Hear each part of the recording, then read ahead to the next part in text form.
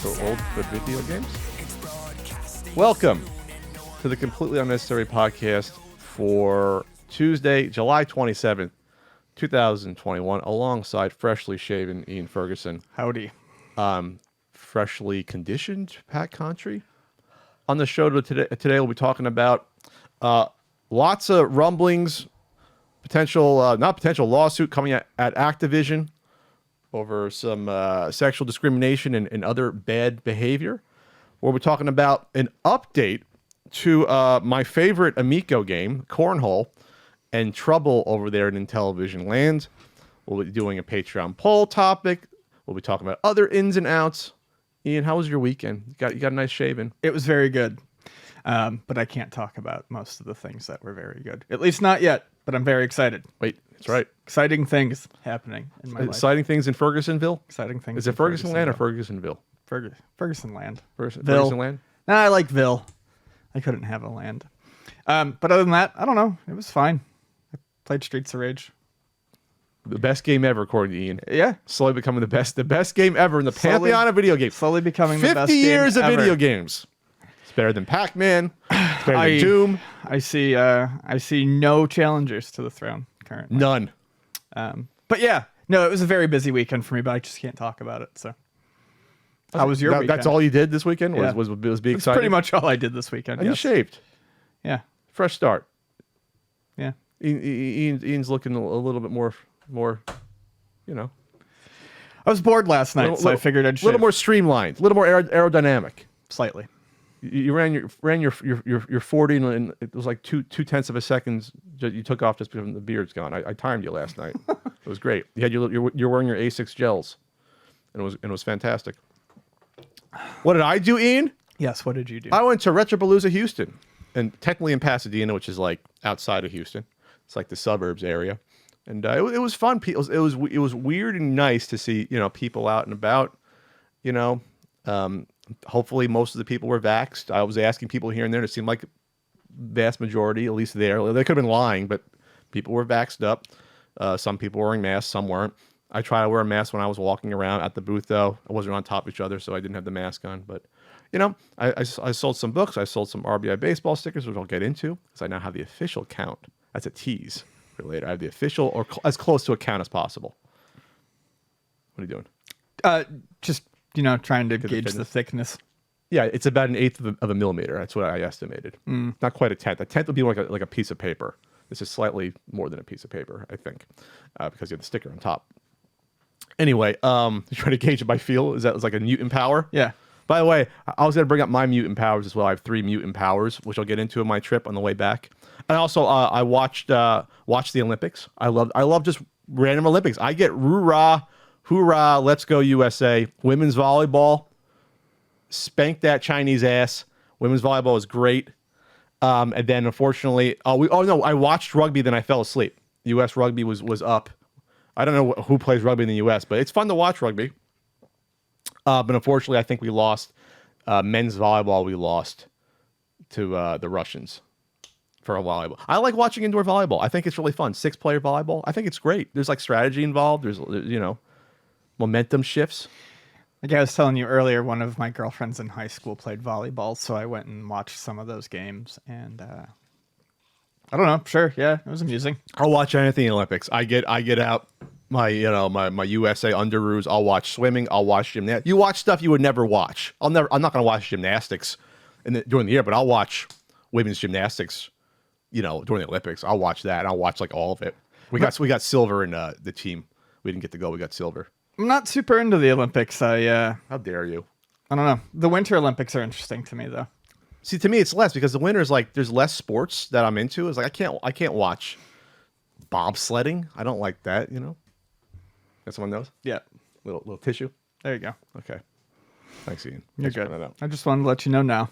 I'll blow my nose a lot. It's humid this morning. It is. It's damp. It's damp. What do you like watching during the Winter Olympics? I just think the Winter Olympics is crazy. Like, those are all weird sports. Ski jump. I like watching ski jump. Bobsled. I enjoy bobsled. Luge is terrifying. Yeah, luge. You know what? I'll watch luge because I can't believe people do that and not die. I mean, they do die sometimes with that. Oh, yeah. One guy died in training. What was it, Olympics like 10, 12 years ago? The skiing with the shooting, bizarre. Biathlon. Biathlon, yeah. Okay, now you're selling me. Biathlon is bizarre. But there's a modern pentathlon, which they don't put on TV. It's like horseback riding, fencing, shooting, and used to be wrestling. Frank said it's like this weird one going back Isn't to there ancient like Greece. swimming too? Yeah. It was like you were. It was supposed to. Frank said you were supposed to be like you were an ancient scout. So like in your ancient Greece, you'd have to like wrestle a guy, and then they didn't have shooting, but then you'd have to like fence a guy, and like right away it was like all these skills. Like it's insane that they still do it 2,000 years later. It's insane. It's like the heroism event. It's like how good would you be as an action hero? How do you train at all these weird things that are not have? Shooting has nothing to do with fencing, has nothing to do with horseback riding, has nothing to do with things like swimming or modern pentathlon. Look it up. But track and field events, going back to summer, I love track and field events. I love the fucking one with the pool of water that they set up on the track, like that they had in track and field too. I was like, that's not a real sport. It's a real sport where they have like it's a higher ledge hurdle that you can jump on then off of or over, and there's a fucking pool of water that they set up. I don't know how they do that. I never saw this. They don't do this in high school. So how do you train at these events? If you don't grow up doing it, how? I don't know. You just decide that that's something you want to do as a teenager, and then your parents have a lot of money, and you go to special training facilities. All right, Mom, I want to leap the area of water real good. I want to be the best water leaper. But you don't need a lot of money to do track. Track is a pair of shoes. Sure. A lot of people from the inner city have done track, and you go to college, you get a scholarship. But modern pentathlon, I agree with you there. How do you like train up to be a horseback rider, fence, shoot a pistol? I think it's a pistol, and do all these different things. Like you would have to have money or have a sponsor or something to do something. That's weird as hell. That's not like being a swimmer. You can be a swimmer at a high school. Do you just get like a group of elders to like say you're the chosen one for the Hero Olympic? Yeah, So check out modern pentathlon. That's a weird one. There was the ancient pentathlon, like I said, that was a little bit different because it had like wrestling, and you have to like wrestle each other. Like you would all like if there was like 5 people competing, you all wrestle each other for like and see who got the most points. I think it's how it works. Like you all face each other. It's bizarre. Fencing, freestyle swimming, equestrian show jumping, and a final combined event of pistol shooting and cross country running. That's awesome. That sounds awesome. That should be a weekly show. I watch that. It's very weird. So the biathlon is the cross country skiing and shooting with the rifle. Yes. But this takes it to another level. This is like, fuck you, biathlon. What are you shooting a deer? No, we're pretending we're shooting other people. The biathlon is my favorite event it's one of my favorite events. You watch the hockey? Olympics hockey is really good. I get pissed when we lose and always come up short and get the silver. Epix' Winter Olympic Games. Is that why? Yeah. That's why you like it. It's another main reason. I played that game so much as a kid. So going back to my trip. So I picked up some stuff, including one thing behind you we'll talk about. You didn't comment on that. On the Ben Cooper costume, which is going to be staring at everyone for every podcast going forward. It is creepy. So I have 3 mutant powers, Ian. You can probably guess 2 of the 3. What are my 3 mutant powers? I don't know, Pat. You're going to have to tell me. I'm really good at seeing in the dark. Okay. I'm really good at telling time. You know that. Okay. I know time progression. What's the third one? Has to do with trips. I can tell the weight of luggage by picking it up because I've done it so many times. You've seen it. I have. You're pretty good at it. So I calculated that through feel that the luggage was going to be under 50 pounds going home. And also because I knew that I sold a certain amount of DVDs and Blu-rays, so I know what the weight of each one is kind of in my head. So I was able to pack in my pull-up standee and throw it in there. I was like, it's still going to be under 50 pounds. And I pulled it up, like, it feels under 50 pounds. I weigh it on the scale, 49.5 pounds. I'm there. Mutant powers intact. Then controversy, I wheel it over to the guy. Controversy. That'll be my like impulsive. That'll be my standalone podcast that you want to punch me. Controversy. I weigh it on the you pre-weigh, then you reweigh it before you give it to the guy. You know, like you put your tag on it. It was 52.5 pounds. It was a whole 3 pound difference. I said, this isn't right. And then I felt like I'm lying to the guy. I said, listen, I just weighed it. It said 49.5 pounds. And the guy's looking at me like, So then I start to like open up to take stuff out. I'm going to take out like, I don't know, that's like 10 to 12 DVD Blu-rays and stuff them in my bag, which is already huge. Then the guy took kindness, like, okay, you're fine. I said, I think I've heard the machines being off. But United, I love United. Usually you got to get those scales in line with each other. That's how they get you, I think. Come on, you can't be a 3-pound difference on 2 different scales. Tune them up. Not like a half pound. I can see like 3 pounds. Come on, my mutant power is intact there. But no, I had fun. I went to Cheddar's. Cheddar's got rid of the nachos. They streamlined their. Cheddar's used to have a menu that was not Cheesecake Factory, which was like 1 billion pages, but it was like 3 pages. Now it's just a placard you flip over. And I guess they want to simplify, pre-pandemic the food choices. Sure. You worked in the restaurant industry, but you can't get rid of your nachos. You can't, because they still have the chips on the menu. They still have like chips and cheese dip. You got the ingredients right there. You got chicken. You have the nacho ingredients sitting right there. It always blows my mind when a restaurant gets rid of something on the menu that they can make, like it's not ingredient related. Taco Bell does this all the time. Taco Bell stuff is made out of 5 different things. Yeah. 5 different things. And they brought back the potatoes, and they had the potato beefy burrito, and it's a great, wonderful, shitty fast food item. And then I go back to get it again, and they're like, we don't do that anymore. But they still sell the potatoes, and you still make beefy burritos. You just got to mix the potatoes with the meat. I think they like to do limited items because they always do these big commercial campaigns when this is back. That's how they do it. It's almost like the Disney VHSs that they put out. For a limited time, you can eat this Gordita Crunch wrap. Or, you know what I mean? I think that's what they do. All right, what else is going on, Ian? I tried watching that new He-Man. He-Man. Tried watching the new He-Man. Well, it's not. It's Masters of the Universe. Masters of the Universe. They sure not, because the original show was He-Man and the Masters of the Universe, him being a master of the universe. Now it's just Masters of the Universe. I thought it was He-Man Masters of the Universe Revelation. I think it's just Masters of the Universe. Is it really called He-Man Masters of the Universe? I mean, we're going to find out. Okay. No, Masters of the Universe Revelation. Yeah, he's not. Okay. He's not on the billing anymore. So I watched the first 3 episodes of it, and it seemed fine. It was amusing. I'll watch the last 2 episodes. They released it in 5-episode chunks. There's gonna be a second part to it too. That they're coming out with. So is the second part the remaining 5 episodes? I guess. Okay. Yeah. So which after the reaction, they should have just did all 10 at once. It seems like probably.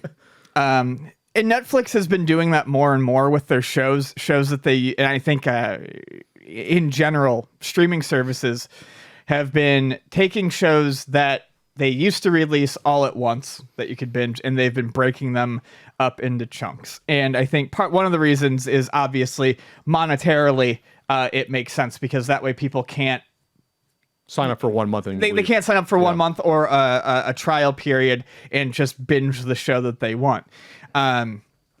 One of the shows that I watch, Pokemon Journeys, has been doing the same thing. They used to release it in like 45 episode chunks. Now they release it in 12 episode chunks.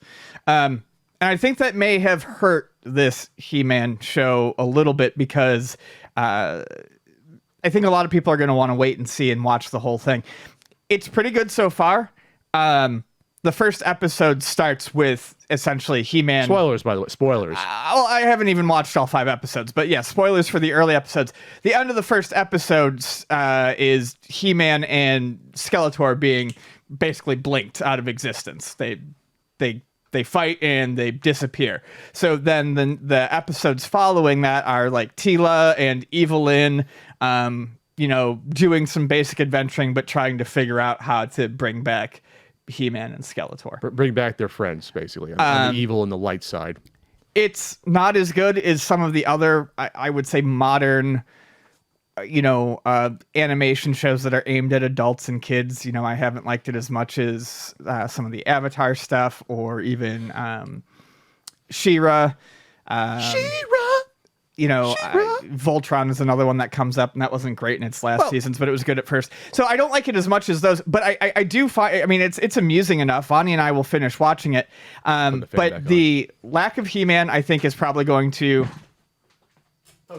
upset some people. Oh, that's what upset everyone from what I saw, because this is the thing about I've seen a lot of people who are like, it's fine, people are overreacting. But it seems fine. The other problem I have with it is the art style is good, the animation is cheap, and I can't stress that. It's the art is good, the it's like it's very I don't know how to say it. They cut frames. It's not like 30 awful, frames. but it's a pretty. Yeah, it's not. It's not super smooth. An homage to the original cartoon, because the original cartoon animation was not that good. No, it wasn't. It was like splotchy. They would like shift in characters to talk. Like when you think about 80s cartoons and toy properties, like I love, like in terms of the toys, I love the He-Man toy. I like in terms of toys, I had a lot of GI Joes, and He-Man was probably second for like the amount of toys I had. Like it was like 1A, 1B. But I don't remember the cartoon at all. Like I remember obviously the characters, I remember the voices. Who doesn't remember Skeletor's voice and and He-Man's voice? But I've tried to go back and watch it's not. I mean, it's not good. You can't watch the original He-Man. You can watch the original GI Joe. You can watch the original Voltron. You can watch the original Transformers. You cannot watch the original He-Man. And that's because I hate Hanna-Barbera cartoons on top, because they're just most times just shoddy writing and they're garbage. I hate Hanna-Barbera. So He-Man to me was like, when people finally look back at He-Man today, and the guys like in their 40s mostly, it's the toys. It's the toy line. I think more so than the cartoon. The cartoons didn't have. Yeah, it was a well-loved toy line for a lot of good reasons. Yeah, the toys are great. Toys are like inventive. You have a weird mix of like technology and fantasy. It's like Conan the Barbarian fantasy mixed with like tech, sci-fi tech. It's like a weird mixture that works. They wear like hairy shorts, loincloth stuff, but then they have guns, like laser rifles, and they have robots. They have like giant spider, robots like Skeletor has. Like it's really cool mix that somehow worked. But the cartoon was ass for the most part. I mean, like there was no deep storylines that I remember. There was no multi-part stories. There wasn't like any things where I can go back and be like, wow, as an adult. And I've watched them here and there, but I really should go back and watch the whole thing again. But if I did, I'm going to be probably like, there's a reason I don't remember these cartoons. I remember even as an adult, I remember just a lot of specific G.I. Joe cartoons. They were memorable. I don't remember any specific He-Man cartoons, and I watched He-Man probably just as much as I watched G.I. Joe, and I just don't remember them at all. So that said, I think a reason some people were pissed is because this was promoted as a He-Man show. He featured heavily in the trailers. Kevin Smith says this is centered around He-Man, and for this first half, He-Man is mostly absent. So if that's the case, then it's like, well, if you led with that, I think people would have been more acceptable. I think people thought this was a bait and switch. I think that's what a lot of people thought. When the first trailer came out, there was a lot of news going around that said He-Man is not the focal point of this first chunk. I remember that. I remember when it was announced and that trailer came out, people were already flipping their shit about it. They were like, oh, it looks like it's going to be the Tila show and this, that, and the next. But Kevin Smith says, no, it is about He-Man, that he's front and center. So there was some, I think, again, maybe He-Man in the last half comes back and is like, hey, everyone, it's now more He-Man adventures. I think when you go from a show that most people just remember in bits and pieces in a general, oh, I like Orko and I like Man-at-Arms, but the original show was not deep at all. So now you have to make a show that's deep based upon that, which is like, it's a conundrum. And that's why, there's this Variety article talking about that, there's this weird balance you have to keep between, well, you have to appeal to fans of the original, but you have to modernize it and make it a better story. And I'm not saying that you give everyone a pass when screwing it up, because obviously we've seen this happen recently. There's big issues with the newer Star Wars movies, for example. Like, how do you get that balance of we want to appeal to the original fans and what they like, but we want to do something new? And it's a fine line to walk. It's very fine. And most of the time, a lot of times it gets screwed up, I think, along the way. I mean, hell, my guys and gals, the G.I. Joe movie, the Snake Eyes movies just came out, not getting good reviews. It's not. So I'm like, you got to bring these characters into a modern world. You got to appease old farts like me, but still appeal to new people. And how do you do that? By the way, and plus it's so stupid to do a G.I. Joe Origins movie. That's insane to do that. It doesn't make any sense, but whatever. So I'll see the Snake Eyes movie. I'll see it. I'll see it at some point, I'm sure. But yeah. So anyway, so it looks like we're going to do a CG animated He-Man series that would reboot and update the property for a new generation of children. So this is like a separate thing that they're doing. I'm actually interested in seeing what that would look like, because He-Man was a children's cartoon. It was. So anyway, so you're gonna watch the last episodes? I'll watch them. I feel bad. I had Ian. I wanted to say Ian, we should both watch it. I fell asleep. I was gonna watch it. I feel bad. Yeah, Vonnie wanted to see it too. Okay. So it wasn't that big of a deal. But there's a Kevin Smith quote here from this article called He-Man Masters. What was it? all the way back up to the top now, Ferguson. Kevin Smith made Netflix's Masters of the Universe revelation specifically to please He-Man fans. Some got mad anyway. And without going through the whole article, there's a bolded quote from Kevin Smith here that says, you really fucking think Mattel Television, who hired me and paid me money, wants to do a fucking Masters of the Universe show without He-Man? Grow the fuck up, man. My guess is that it's probably... I haven't loved everything Kevin Smith has done in many years. I have a feeling Kevin Smith knew what he was doing with the story, and I do. Going back to it, I think this is one of those instances where he tried to make a slow burn story.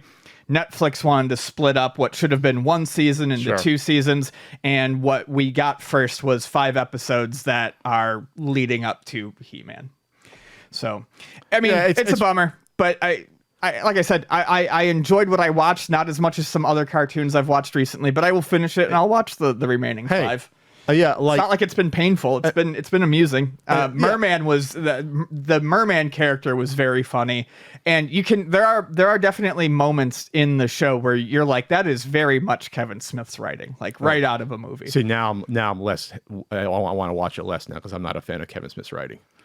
You know, it was fine when I was a teenager, but then when you grew up, you're like, okay, I'm sort of over this sort of style of writing. But we'll see. The other thing that people keyed on was that I think in a podcast, Kevin Smith said he was not a fan of He-Man growing up, so people are like, then why is he doing the show? Which is a valid argument. Absolutely is valid. Obviously, you can look into it and learn about the character you're going to write about, but you know, you attach a name to it, and you know, and there you go. You get more people watching. I get it. I totally get it. But yeah. All right. So I'll retain all judgment until I actually watch it, and whatever these last 5 episodes come out, which I guess they do when they split like every few months or whatever. I don't know. It's usually like. I think Netflix usually does these drops in like quarters. So yeah, probably 3 months. Well, Netflix is also developing a live-action Pokemon series, which that might be a horror show. It probably is going to be a horror show. But I like the movie. I like Detective Pikachu. Yeah, I mean, Detective Pikachu was amusing. I enjoyed the way the Pokemon looked. I told my coworker because she was, texting me and trying about it. I don't expect it to be good. I will tune in if they keep a similar art style to the Detective Pikachu. I enjoyed seeing like the Pokemon cities in live action. I enjoyed seeing how they brought Pokemon into a live action world. I'd watch it for, I guess, like the setting and for the creatures, but no, I'm not expecting it to be very good. Okay. Fair enough. Netflix, by the way, I saw an article. They lost 500,000 subscribers in the past, whatever time period because of the pandemic, maybe, or whatever. There's also a lot more options now with Disney Plus.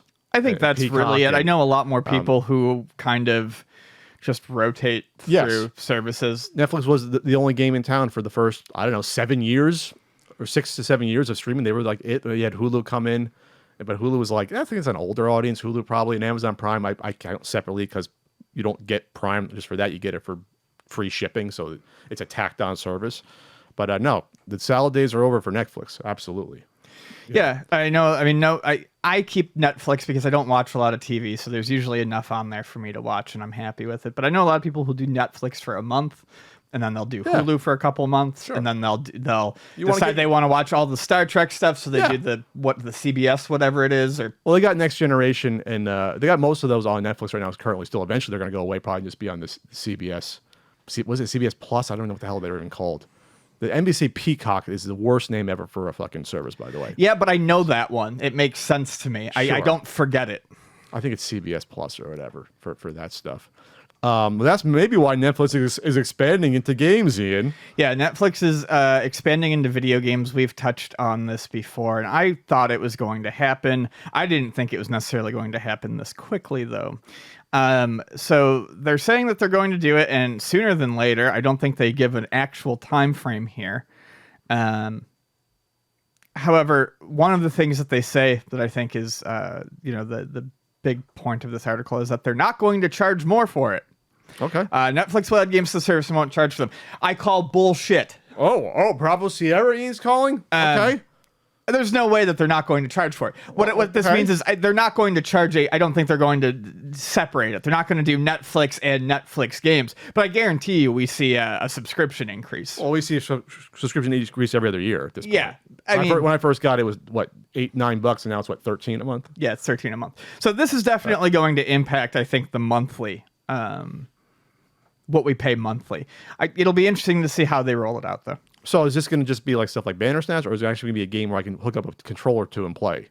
It's actual video games is what they're saying. All right. They plan to build on their earlier efforts around interactivity, like Bandersnatch, the Stranger Things, etc. However, the company said these games. However, the company said that these games will only be available on mobile devices for now. I'm going to say this. I don't think, I mean, they're trying to just grab whatever they can, but I don't think most people that are going to click on Netflix or want to play games. They're going to click on Netflix to watch Stranger Things or to watch He-Man. Like, it could be a waste of effort. I guess we'll have to see. Yeah, I mean, there's something to be said about the mind frame that you go into using a program. When I want to watch something, I turn on Netflix because I'm done playing games. Yeah. Netflix is like at night, if Vani and I, if it's, a night where we both worked all day, we get home, we eat dinner, we sit down. She usually checks stuff on her phone, messes around with Pokemon Go. I play something. And then when gaming is done, when interactivity time is done, Netflix goes on. Yeah, it's like how some people fall asleep watching SportsCenter. Maybe I do sometimes. It's like, yeah, you're done. We're just doing this now. Ars Technica got an early. This is I think Jeff Keighley did as well. Got a Playdate. Yeah, Jeff Keighley did. Playdate preview.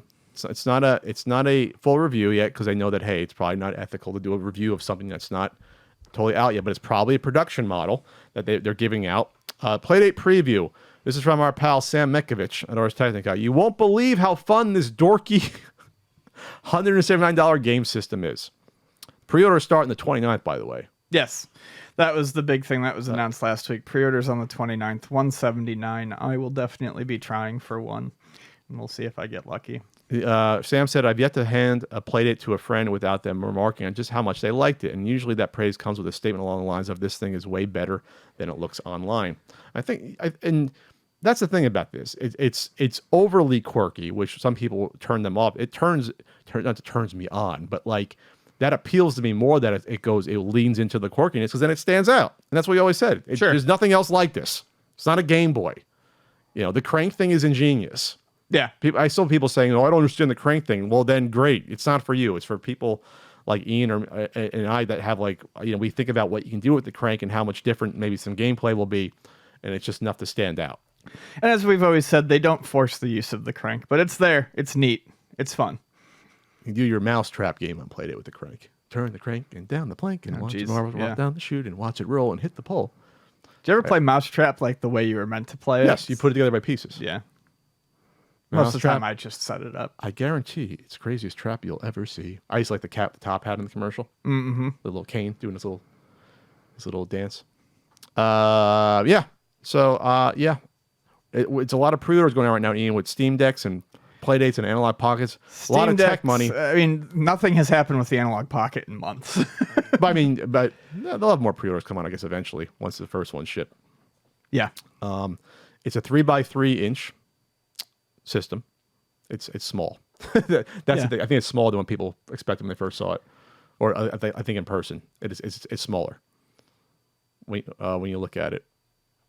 But all the preview, everything I've heard from the previews has been fairly positive. People seem to be enjoying it, so I look forward. The Playdate fits nearly in an adult-sized palm. I think we were expecting it to be a bit bigger than that. So it's like, yeah, it's a smaller handheld. It's smaller. That's cute. You got big hands, Ian. Can't go by your mitts, right there. All right. Well, I'm looking forward to it, and of course you have the games. Even Sam commented that it's the software that's going to sell this thing. It's a software suite. You're getting a bunch of games that are going to be unique and done by devs that have done other stuff. Yeah, it's a veritable who's who of some of the quirkier games in the past decade. Some indie, some big releases like the guy who did Katamari Damacy. Yeah, he's doing one. So it'll be a fun time, just like at UltimateNintendo.com. It's a fun time there all the time. It's not your best. I'm tired, Ian. You can have fun shopping for enamel pins, T-shirts, limited T-shirts, certain NES and Super Nintendo guidebooks. By the way, I got my my GDR Disney mat, the proper one at N64. I'm going to play that this weekend. That's an upcoming book. Yeah, ultimatenintendo.com. That's what the kids are talking about. Ian's yawning in excitement. And I'm on Twitch every Wednesday, twitch.tv/CountryCode, and I'm on Cameo, cameo.com/PatCountry. Oh, and you can buy in Canada at retromtl.com. You can buy the books there. They're getting a reorder there. So, Ian, how many labels are on this roll, or were on this roll? Keep in mind that I've sold some on my website, and I did cut off some separately to sell at Retropalooza. So I cut off 25, and I sold the amount that I'll reveal. 720 something. Is that your final answer? So I got the formula from someone that knows maths. The formula is this. This is the formula. It is the roll length equals pi times, in parentheses, r squared minus little r squared. Big R is the radius of the entire roll. And then little r is the inner tube because there's no stickers in there. So you get that. And after you get that, so it's r squared minus little r squared times pi. Subtract then by t, where t equals the thickness of the paper, which I calculated to be about 0.125 millimeters, or about 8 per millimeter. You get that. Then finally, you divide it by the height of one sticker. So I calculated the height of one sticker plus the little amount in between to get to the next one. You put that. So, and I rounded off to about 5 places each time. So I was like, okay, not totally accurate, but I'm not going to like 12 places. The final calculation I got, 1,814 stickers on there. But add 25, Pat math. So 1814. You're going to like this, how close this is. This is how I think it's correct. 1814 plus 25. And then how many did I sell on my website so far? 172. That makes a total, what was it? 1814. 25 plus 1814 plus 172. That's 2011. I think there were 2,000 labels 2,000 stickers on this there? originally. That's too close not to be a coincidence. Yeah, I could see that. There you go. So whoever wanted only lowball me or whatever. No, I'm just kidding. But like someone said, I'll give you whatever, 800 on there. Oh no, there's a lot on here. And when you look at it, that makes sense because if I've sold, we'll just say 200 off of here so far, it hasn't made a dent. If there was only 800, 200 would have been like a quarter of this. Does that make sense? So like it hasn't made a dent. So I've only taken off 10% of this so far. So 10 more to get to the core, basically. There you go. That's how many were on here originally. I think around 2,000. So are these like loaded into a machine and then slapped on, or were they hand applied? Or you know, if someone could let me know. I highly doubt they were hand applied. No, because you'd fuck it up. Because once these are on, you can't get them off. Right. I don't know. That's a good question. How would that be an automated machine to roll them off onto like a conveyor belt and put them on top? That's what I'm guessing. Yeah. You have a robot take them off. Something like that. So are you happy to know that, Ian? I'm overjoyed. Overjoyed. All right, what's next year? What are we talking about here? We're talking about Digital Museum for Video Game Worlds. Okay. Do you care about that at all? I didn't see it. No. So, No Clip website lets you freely explore some of the best video game worlds. This is from laptopmag.com, your source for laptops, I guess. Game developers create beautifully designed video game worlds and levels, but they are rarely appreciated when exploring or revisiting classic titles. Thanks to the noclip.website, gamers can navigate through their favorite games with a whole new perspective. Oh, this is kind of cool. That is kind of neat. So I guess you can walk through and see what's going on? Yeah, so they offer popular video game worlds and levels that can be explored right in your browser. Now you can go through and like check out Mario Kart tracks and stuff like that. Classic PlayStation, PC, and Nintendo games. So I'm guessing they like rip these worlds out and you can just, well, I guess that would be why the no clip. You can just zoom around and explore everything. So it's kind of neat. They create like a virtual world you can just sort of saunter around in. Some levels, like in Super Mario Galaxy, are fully animated. The maps can be used to reveal secret passageways and collectibles. It's kind of neat. Yeah, because you don't always appreciate the settings in video games. If you're in Mario Kart, yeah, you can notice them walking around, but you're not actually stopping to Well, look. and I've always wondered that too, like, get a bird's eye view and actually see some of the architecture and the design that's been put into these levels. Sure. The website isn't new. Reports date back to 2019. I feel like I heard about this in passing before, so maybe I did then. You can go take a tour right now at the NoClip website. They're not sponsoring us, by the way. We just think it's cool. Yeah, it's neat. Take a tour right now. Here's our promo Take a code. tour right now. And then finally, during the intro, Otis Collectibles is offering NWC card shares. So Otis Collectibles. This is just some skeezy shit. They offered us yeah, we have to be transparent. We turned down a potential sponsorship through them. We don't take everything. no. We turn down stuff every other week. So Otis is a website where you can buy somehow fractional shares of collectibles, comic books, baseball cards, sneakers, video games, and you buy and sell those shares based upon the price going up and down like a stock, even though see, it's hard for me to understand because there's no end game to this. I don't know when they sell these items off. They put an initial valuation. They buy these items, Otis. Then they say, okay, this is worth let's say this, like for example, this NWC card, I think they said it's worth like over $200,000. So then they sell shares based upon that price, up to I guess probably 50%, since Otis still owns it. Then you buy those shares, and then I guess the shares can fluctuate, and you can do offerings, and you can buy and sell them.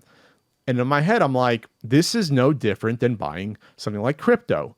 Because if there's no end in sight and you can't make money off of this directly, what is the point? Well, that's exactly it. The goal, it's simply to appeal to get-rich-quickers who are enamored with, the explosion in collectibles. So you buy a share of this NWC that is kept in a central location, and you say you own one fraction of this NWC. And if the NWC becomes extremely expensive, if the next one is to say next one that goes to Heritage Auction, say goes for $300,000, your share in that Nintendo World Championships cart goes up, and then I think the idea is, well, you can sell that share to someone else for money because it's worth more now. But it's dumb. See, it's weird. Like if you're telling me there's a plan to sell it eventually, then you get your percentage of the sale price. It actually makes sense.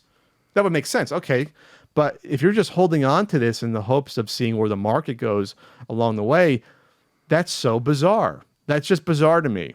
And it's obviously a way for a site like this to make money off of you because then they never have to sell it, but they're going to get a chunk of their money back for buying it. Then maybe they do sell it in the future. I don't know how that works. Would you have to vote on the potential sale price? Or Otis still says, well, we control the sale price. We own the majority stake. We can sell whenever we want, and then we do the payout. I think that's probably it. But it doesn't sound like that's the goal of the site. The goal is just to get people in, and you pump up the sale, and you can sell your shares to someone else comes along. It's so fucking weird. I think that's more what it's supposed to be. It's so weird. We have perverted collecting in a way the past couple of years, I think, and now it's like let's monetize it in a way that you couldn't possibly have thought of if you were, collecting even 10 years ago. I never would have thought I see shares of video games being sold. Never. It's like going to a restaurant and paying for the smell. It's ridiculous. Paying for the smell? Okay.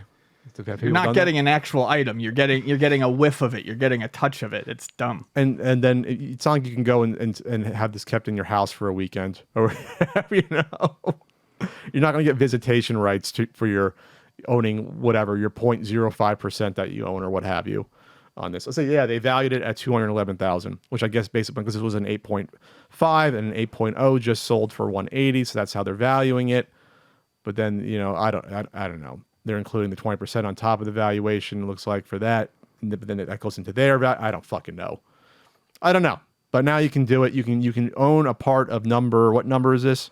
302. You can own a part of 302. I think that's what it is. I believe that. Is that what it is? I can't see. Wowie zowie, great. 302, yep. Otisburg. God, I love Gene Hackman. He came out when Richard Donner died. He did a very rare statement. Gene Hackman not working with Richard Donner. I'm saddened by that. Oh, really? Yeah. I always get Gene Hackman and Dustin Hoffman confused. How fucking dare you? I don't know why. How dare you? Don't know why. I don't either. I watched some of Hoosiers was on the other day. I never watched some of it. I can watch Gene Hackman in anything, like absolutely anything. I can watch him in. He's like Walter Matthau like that. You can watch him in absolutely anything. And you're just glued to the fucking screen. They're like real people. Like that's the best type of actor. They seem like they're just real. There. Is that it for the intro? That's it. I can just talk about Gene Hackman movies for Royal Tenenbaums. He was great in Bonnie and Clyde. Yep. Obviously Superman. Fantastic. Even when he plays bad guys, he's great. The fucking Clint Eastwood one, Unforgiven. He was awesome in that movie as the villain. Go look at Gene Hackman's movies, and you're like, holy shit, he's like not been in any really bad movies. You know, he was the one where he was the president. That another Clint Eastwood movie, where Clint Eastwood was a thief, and he sees Gene Hackman's like the president, and he kills like a prostitute or something. You ever see that one? Nope. So many good movies. Gene Hackman. How long have we been doing this? You should know that I generally just haven't seen movies. My God, how are we getting along enough? How are we doing this, Ian?